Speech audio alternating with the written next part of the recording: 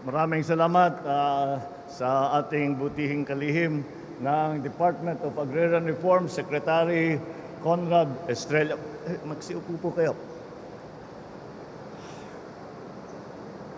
Alam ninyo, nakailang balik kami narito sa Region 6. Matagal na niyang pinapractice yung Bisaya niya. Matigas lang talaga ang dila. Hanggang ngayon hindi pa na makuha-kuha. Magpa-tutor ka sa asawa ko dahil tiga Bago yun eh. Ang asawa ko si Lisa, ang father niya Ledesma, siya Araneta. Tiga dito sila sa Bago. Kaya pwede kang turuan na mag-ilong ng tama. Ang ating gobernador ng probinsya ng Negros Occidental, Eugenio Jose Lacson, ang vice-gobernador ng probinsya ng Negros Occidental, Jeffrey Ferrer, ang vice mayor ng lungsod ng Bago, Ramon Torres, ang mga benepisyaryo ng reformang pansakahan, ang pinaka-importante na bisita natin dito ngayon, ang beneficiaries ng agrarian reform. Andito rin po ang ating mga deputado, ang ating mga congressman na para mag-witness sa ating pagbigay ng mga titulo. Kasama ko rin po ay ang mayor ng Bacolod, Mayor Albi Benitez, at saka si Secretary Popo Lutilla ng Department of Energy, dahil po nagbukas po kami ng malaking transmission system na magmumula sa Barotac Nuevo hanggang mag-submarine cable, tatawid ng Negros hanggang mag-submarine cable ulit, hanggang tatawid hanggang Cebu. Kaya magiging mas magandang sitwasyon ninyo dahil sa kung minsan nagiging problema ang power, ayusin na po natin yan. Kasama rin po dyan, kaya kasama po natin, sinama ko na para makita namin na talagang yung ating ibinibigay ng mga titulo ay marami ang nagiging benepisaryo. At ang bilang yata ng benepisyaryo ngayong araw na ito ay 4,200. Mahigit kumulang 4,200 ang beneficiaries ngayon. Kaya nakakatuwa. Ito po ang katotohanan. Sa lahat ng naging katungkulan ko bilang Pangulo, ito ang aking paborito.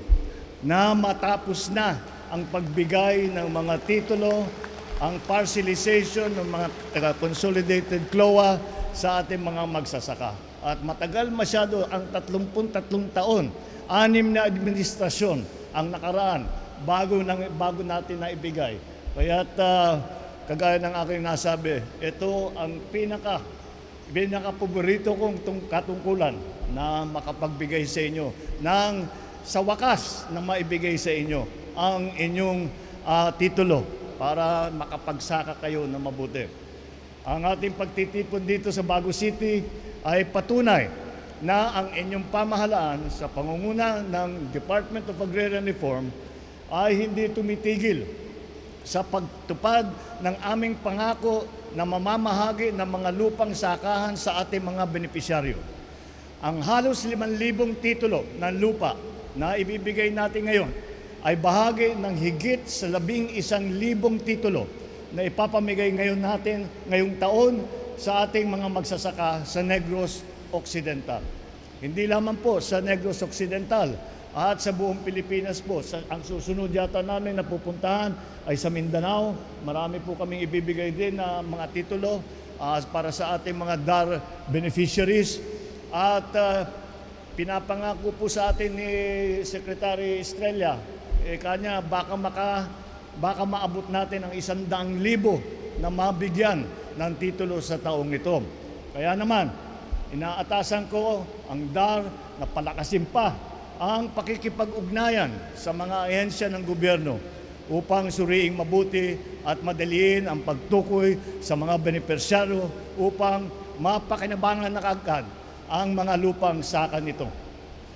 Bukod sa lupa ay mamamahagi rin tayo ng iba't ibang tulong para sa pagtatanim at sa pagpapayaman ng mga sakahan.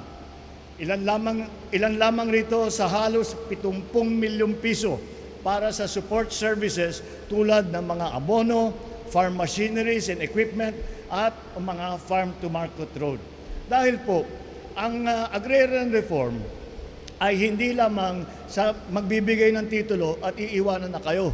Kasama po sa batas ng agrarian reform ay susuportahan kayo ng Department of Agrarian Reform sa pamamagitan ng ganun nga, ng abono, ng farm equipment at lahat ng farm-to-market road. Yan po ay patuloy ng suporta ng DAR kahit na naibigay na ang inyong titulo. Nagpatayo din tayo ng tulay sa ilalim ng programang Tulay ng Pangulo para sa kaunang pang-agraryo.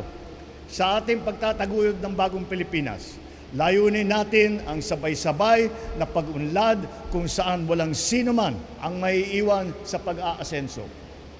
Itong programang pang-agrikultura ng pamahalaan natin ay nagpapakita lamang ng seryosong pagkilos ng administrasyon upang matulungan kayo na magkaroon ng higit na kakayahan, kasanayan at mga pagkakataon sa pag-unlad.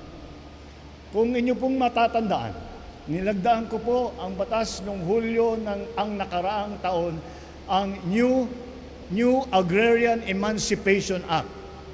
Ang batas na ito ay nagtakda na mabura na ang lahat ng pang-utang ng mga magsasaka dahil sa gawad na lupa sa kanilang pamahalaan.